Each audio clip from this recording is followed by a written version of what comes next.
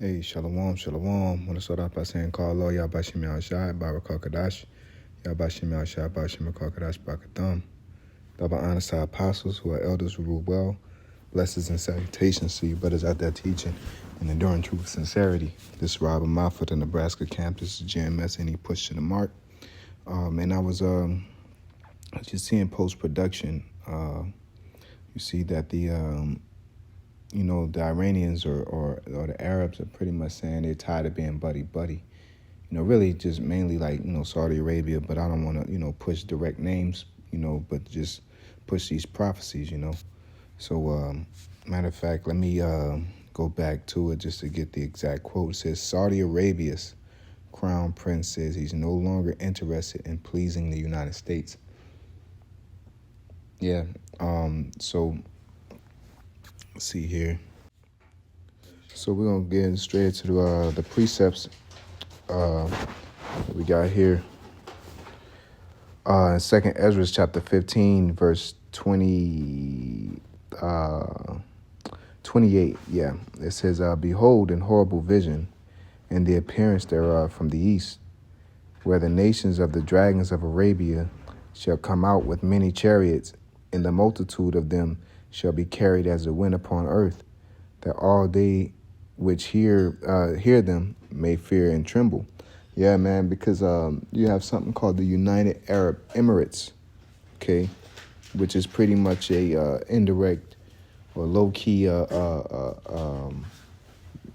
European Union or NATO version, Arab version of that, even though they don't declare it as that, they pretty much come together to make decisions, but they don't operate in a full function as NATO does.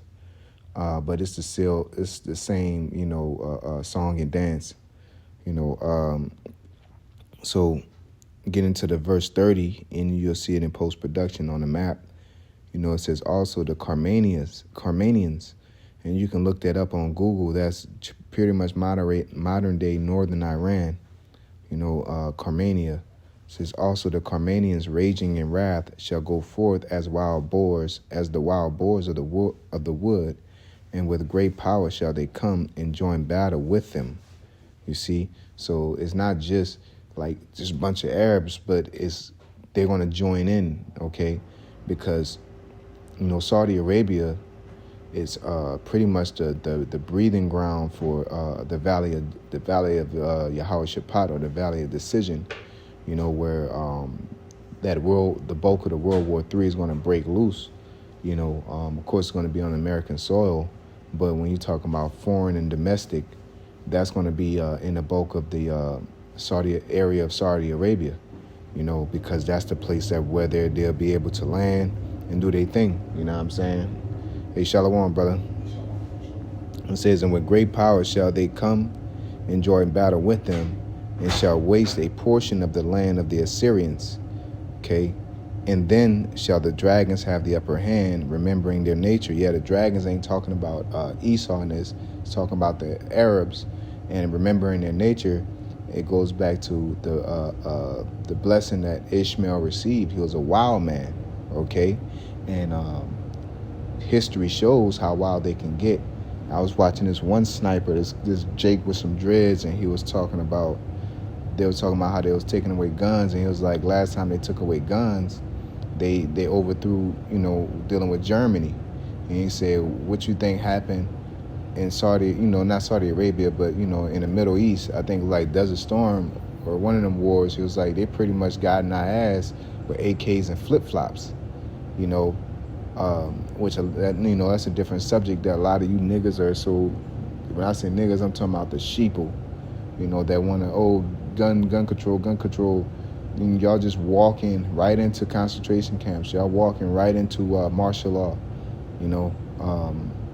not realizing every law that's enacted is less freedom that you have, but at the end of the day, Babylon is going to be destroyed anyway. So, y'all can continue to do what you're doing.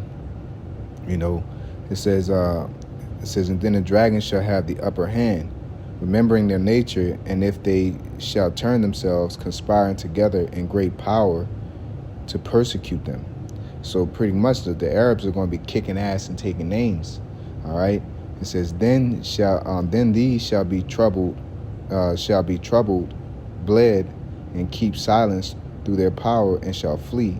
And from the land of the Assyrians shall the enemy besiege them, and consume some of them, and in their hosts shall be fear and dread and strife among their kings. So at the end of the day, the Arabs are not going to win, but they're going to put a mighty dent into the